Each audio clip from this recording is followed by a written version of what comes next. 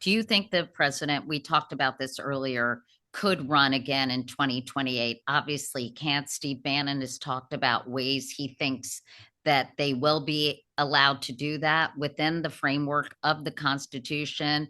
There's talk that he could run as vice president, and then the president could then cede power to him. I mean, what do you think?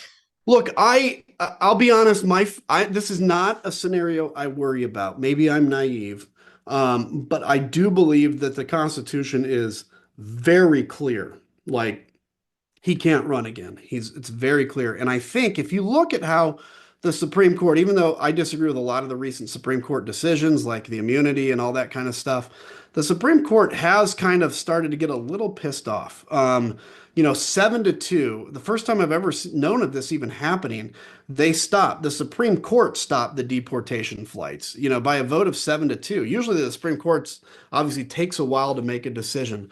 The fact that I think they recently Roberts or whatever put out a preemptive statement about the respect of the judiciary. What this says to me is that the Supreme Court is now starting to get a little jealous of their power.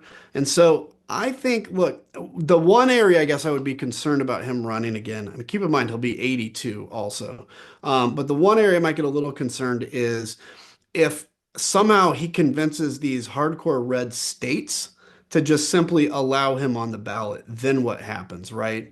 That's what I don't know. So if you have, let's just take a super red state like Indiana and say, let's say Trump is ineligible to run again, but Indiana just says, well, he's going to be the candidate and we put him on the ballot.